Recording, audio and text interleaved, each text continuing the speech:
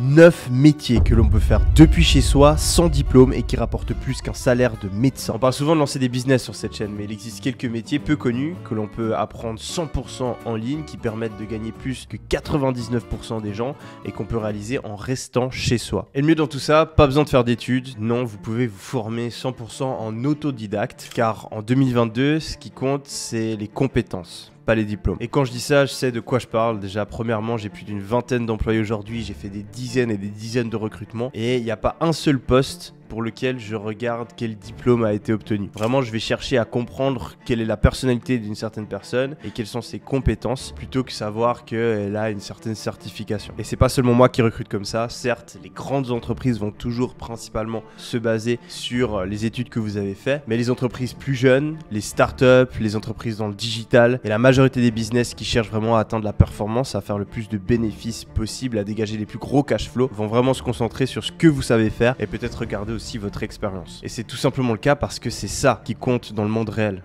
J'ai passé plusieurs années à étudier comme un malade mental pour faire partie du top 1% des étudiants et réussir même à aller étudier à Harvard. Et pourtant tout ça, mon diplôme universitaire, etc., ça m'a servi à rien du tout pour devenir multimillionnaire. Mon but, c'est pas de dire que les études ça sert à rien, c'est évidemment pas le cas, mais c'est en tout cas pas la seule manière de réussir. Et en dehors de créer votre propre business, il existe aussi de nombreuses opportunités dans le marché du travail. Numéro 1, le métier de monteur vidéo. YouTube est le site internet avec le plus de trafic. La plupart des réseaux sociaux sont en train de se diriger vers la vidéo. On peut le voir notamment avec Instagram qui est maintenant en train de prioriser à fond la vidéo, TikTok qui connaît une croissance phénoménale. Bref, Internet est en train de transitionner vers la vidéo et donc il y a une demande toujours plus forte pour les personnes qui savent faire du montage vidéo. Un bon monteur vidéo n'aura jamais de problème à trouver un emploi et un très bon monteur vidéo peut se faire des couilles en or. Évidemment, c'est un poste qui est super important pour tous les créateurs de contenu, mais aussi pour les entreprises plus traditionnelles qui veulent faire des publicités sur les réseaux sociaux, communiquer avec des vidéos en général. Pour se former, il n'y a absolument pas besoin de faire des études là-dedans. Vous pouvez vous former à 100% en utilisant YouTube, pas besoin de dépenser un seul centime. Il existe quelques formations en ligne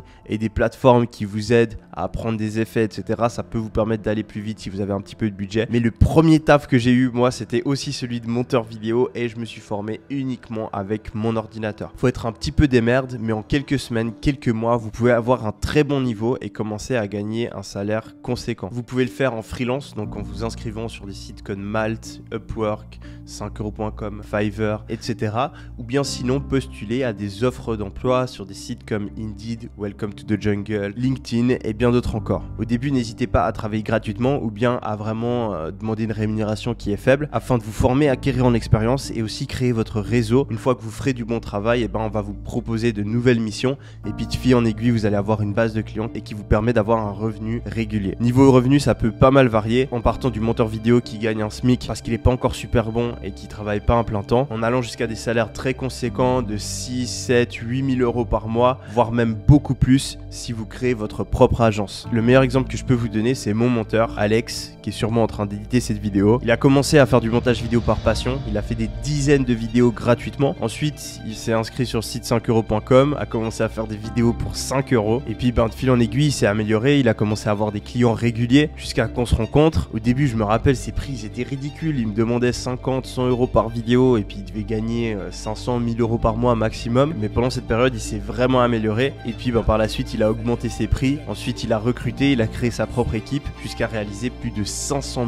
000 euros de chiffre d'affaires l'année passée. Métier numéro 2, chef de projet. C'est un métier qui est un petit peu mystérieux. Au début, quand j'entendais ce nom, j'ai toujours eu un peu de mal à comprendre exactement en quoi ça consistait. Mais en vérité, c'est très simple. Un chef de projet, c'est juste une personne qui va coordonner les différentes activités d'un projet. Donc, c'est un poste qui est spécialement important quand une entreprise, elle travaille sous forme d'agence. Donc, en fait, elle va avoir plusieurs clients et chacun des clients a des objectifs, des deadlines complètement différentes. Donc, du coup, il va y avoir besoin d'une personne qui parle à ce client, qui comprend quelles sont ses attentes, et ensuite qui va manager en interne, qui va donner les tâches, gérer les deadlines avec les différentes personnes qui sont en charge de réaliser le projet. Ce qui est intéressant avec ce poste, c'est qu'il n'y a vraiment pas besoin de compétences spécifiques. Le plus important, c'est d'être une personne qui respecte les deadlines, qui est très organisée et qui sait manager et gérer une équipe de 2, 3, 4 personnes. Du coup, c'est beaucoup plus important pour ce poste d'avoir des soft skills plutôt que des hard skills. Les soft skills, c'est plutôt les traits de personnalité et les hard skills, c'est vraiment les compétences pures et dures qu'on va acquérir dans un certain domaine. Comme le poste de monteur vidéo, c'est un métier qui est en pleine croissance, il y a une demande toujours plus élevée étant donné que le business model d'agence, il est en train d'exploser et je travaille régulièrement avec d'autres agences, par exemple créer un nouveau site web, réaliser mes vidéos, faire des publicités, etc. Pour trouver un poste, vous pouvez le faire en freelance, mais c'est pas forcément ce que je recommanderais. Je pense que le métier de chef de projet, c'est mieux de le faire à l'intérieur d'une seule structure. Donc ça peut être intéressant de passer une ou deux certifications en ligne. Vous tapez sur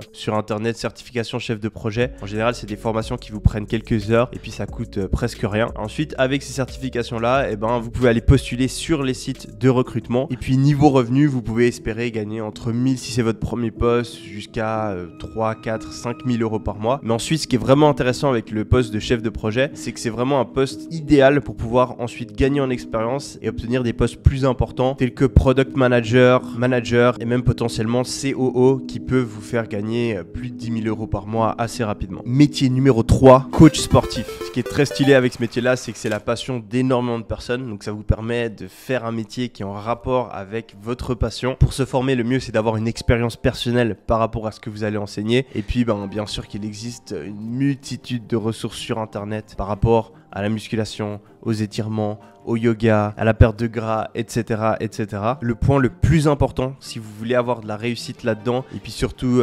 dégager un revenu assez important, ça va être le positionnement. Parce qu'un coach sportif lambda, il gagne 1000-2000 euros par mois, grand maximum, et puis il a des conditions de travail qui sont pas idéales. En général, il a des horaires fixes, souvent il est même obligé de travailler dans une salle précise, et il a très peu de liberté. Alors qu'il existe d'autres coachs sportifs qui vont gagner plus de 10 000 euros par mois, et qui travaillent beaucoup moins. La différence principale entre ces deux cas de figure, c'est tout simplement le positionnement. Il va falloir essayer de se spécialiser dans une niche spécifique et attirer des clients fortunés. Donc au lieu de cibler tout type de clients, vous allez vous concentrer par exemple sur les hommes d'affaires de 50 ans qui veulent rester en forme pour être productif au travail, ou bien la femme de 40 ans qui veut se mettre au yoga ou perdre du poids pour retrouver un ventre plat. Ça, c'est des types de clients types, des avatars clients qui vont vous permettre de faire payer plus cher la séance. Et ensuite, le but de nouveau, c'est de réussir à enclencher le bouche à oreille, donc de faire du bon travail afin que la mère de famille, elle vous recommande à tout son cercle d'amis. Et puis une manière de pouvoir trouver vos premiers clients que je recommande fortement, ça va être d'aller dans des groupes Facebook de personnes de votre région en rapport avec votre niche, ou bien de vous créer une page Instagram. Faites attention qu'elle soit de bonne qualité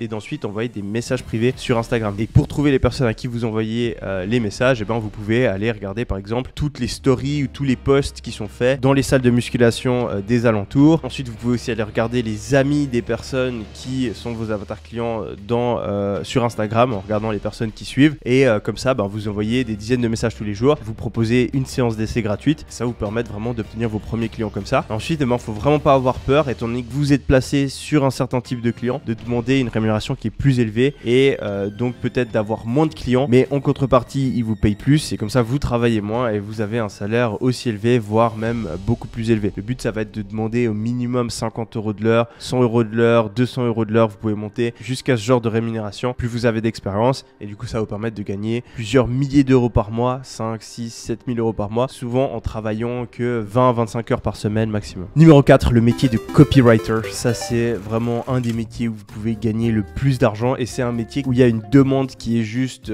5 fois plus élevée que l'offre. Trouver un bon copywriter, c'est extrêmement difficile, je le sais parce que ça fait des années que j'essaie de trouver vraiment un copywriter qui me correspond et qui a vraiment la bonne manière d'écrire pour mes différents business. Le métier de copywriter, c'est tout simplement le fait d'écrire en fait des textes publicitaires. Donc va falloir être bon en persuasion, en vente et puis savoir bien écrire de manière générale. Si vous êtes quelqu'un qui a de la facilité avec l'écriture, ça peut vraiment être un métier qui peut vous faire gagner beaucoup d'argent et qui peut vous donner un cadre de travail idéal. Pour vous former, c'est assez simple, il vous suffit de lire les livres les plus connus de copywriting et de vente. J'en donne quelques-uns comme ça: Cashvertising, Influence de Robert Cialdini, tous les livres de Seth Godin et puis de manière générale, tapez sur Google meilleurs livres de copywriting et puis vous aurez une liste des classiques qu'il faut vraiment lire pour apprendre à écrire. Mais après, la meilleure manière de devenir un meilleur copywriter, ça va être de vous entraîner tout simplement à recopier des textes des meilleurs copywriters. Ça va vous permettre de voir comment ils formulent leurs phrases, comment ils écrivent, comment ils vendent et c'est vraiment comme ça. J'ai des amis copywriters qui m'ont dit que c'était vraiment ça qui leur avait permis de passer au niveau supérieur. Ce qui est dingue avec le taf de copywriter et la majorité des autres jobs dont je suis en train de parler, c'est que souvent vous pouvez travailler depuis chez vous 100%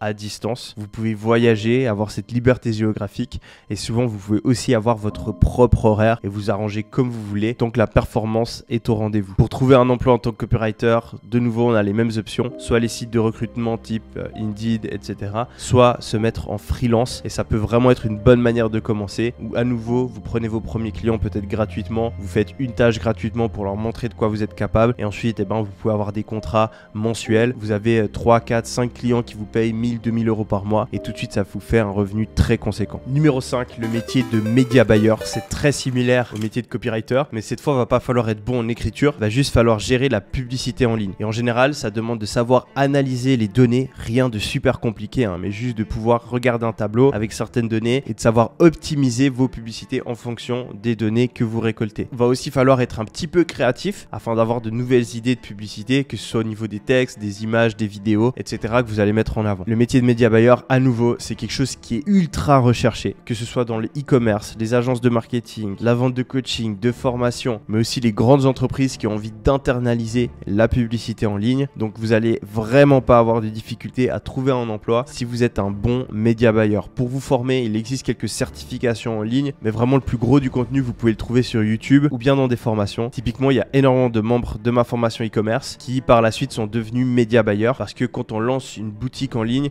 un des points les plus importants, ça va être de savoir gérer la publicité. Et puis, il y a une partie des élèves de la formation qui se rendent compte après plusieurs mois que voilà, lancer un business, ils kiffent ça, mais qui préfèrent avoir un petit peu plus de stabilité. Et puis que ce qu'ils recherchaient le plus en vérité, c'était de pouvoir travailler depuis chez eux, avoir cette liberté géographique et puis de pouvoir gérer leur temps à leur manière. Et en fait, du coup, ils deviennent média buyers parce qu'ils ont pu les acquérir dans la formation. À l'intérieur, on voit les publicités TikTok, Snapchat, Google, Facebook, bref, toutes les publicités en ligne et tout ce qu'il faut savoir pour devenir un bon média buyer, vu que c'est vraiment super important pour réussir dans le e-commerce. Et ils utilisent ces compétences pour une agence ou bien même à leur propre compte pour gérer les publicités d'autres personnes. Un média buyer, ça gagne entre 2 à 6 000 euros par mois en fonction de ses compétences. Et puis, on peut assez rapidement créer une agence où en fait, vous allez trouver des clients, les faire payer 1000, 2000, 3000 euros par mois. Et en fait, au lieu de gérer les publicités vous-même, vous recrutez et vous formez quelqu'un d'autre qui va le faire à votre place. Donc ensuite, vous avez une personne sous vous qui gère les pubs, vous trouvez les clients et puis vous, du coup, vous pouvez trouver de plus en plus de clients en travaillant de moins en moins et puis au final avoir une dizaine de clients, gagner 10, 20 000, 30 000 euros par mois et puis avoir un ou deux média buyers qui gèrent les publicités pour vous, que vous managez et puis que vous formez. Ce qui est dingue avec le media buying, c'est que ça prend pas beaucoup de temps, faut juste optimiser les publicités une fois par jour et puis peut-être créer du nouveau contenu, faire quelques modifications, mais en général, vous allez passer moins d'1 heure par jour par client. Donc même en étant tout seul, vous pouvez avoir 8 clients sans problème. Et puis je vous laisse faire le calcul quand on sait qu'un client, vous allez lui demander au minimum 1000 euros par mois pour gérer ses publicités. Numéro 6, le métier de community manager. Donc à nouveau, on est sur un métier digital qu'on peut réaliser depuis chez soi. Là, on va avoir des revenus qui sont un petit peu plus faibles, mais ce qui est cool, c'est qu'on n'a vraiment pas besoin de compétences spécifiques. En particulier si vous êtes jeune, si vous avez grandi avec les réseaux sociaux, vous savez comment gérer un compte sur les réseaux sociaux. Il y a eu un gros boom notamment maintenant avec TikTok, étant donné qu'il y a de plus en plus de marques qui sont en train de se lancer dessus. Et puis souvent les gens qui connaissent vraiment TikTok, qui savent quel type de contenu fonctionne dessus, c'est des gens qui sont même pas encore majeurs. Donc le métier de community manager, ça va vous permettre d'utiliser des compétences que vous avez déjà et puis de commencer à gagner de l'argent depuis chez vous. Faudra espérer des salaires un petit peu moins élevés. Je pense qu'on va tourner entre les 1000 et 3000 euros par mois. Mais à nouveau, vous pouvez éventuellement essayer de créer une agence, donc essayer de recruter des gens et déléguer au fur et à mesure que vous avez de plus en plus de clients. Ou bien vous pouvez tout simplement trouver cet emploi en interne chez quelqu'un. Numéro 8, le métier de closer. Closer, ça vient du terme close, fermé en anglais, qui veut dire un bon finisseur, quelqu'un qui va savoir finaliser une vente. Je pense que le fait de savoir vendre, c'est le meilleur high income skills. Donc un high income skills, c'est une compétence à haut revenu, c'est un terme qui est très utilisé aux US. Une fois que vous acquérez une de ces compétences, vous êtes sûr et certain de toujours pouvoir gagner de l'argent. Pour être un bon vendeur, il va y avoir 3 facteurs. Il va y avoir les connaissances, il y a des livres très intéressants et de nouveau vous allez sur Google, vous tapez meilleur livre de vente, vous en lisez un ou deux, vous faites un petit tour sur YouTube, vous tapez comment vendre, etc. De préférence en anglais si vous comprenez, vous aurez plus d'infos et voilà, en quelques semaines vous avez les connaissances nécessaires. Numéro 2, c'est l'expérience et ça va venir avec le temps, c'est ce qui va vous permettre de gagner toujours plus en tant que closer. Et numéro 3, il y a une partie innée, il y a quand même une partie de talent où il y a des personnes qui sont naturellement plus ou moins douées pour vendre. Donc si vous êtes quelqu'un qui est à l'aise avec ça, ça peut vraiment être une carrière où vous allez obtenir énormément d'avantages. Déjà, vous avez une grande indépendance. Souvent, vous êtes payé à la commission, donc c'est vraiment à à vous de savoir à quel point vous voulez travailler. Ensuite, la rémunération, elle peut juste être dingue. Quand on est closer, on commence en bas de l'échelle, on gagne quelques milliers d'euros par mois. Et ensuite, si vous êtes bon, et surtout si vous vous mettez à vendre des choses qui sont chères, étant donné qu'on fonctionne à la commission, vous pouvez gagner des sommes qui sont juste indécentes. Je connais certains closers qui vendent des produits qui coûtent plusieurs dizaines de milliers d'euros, type panneaux solaires, biens immobiliers, contrats entre entreprises, etc.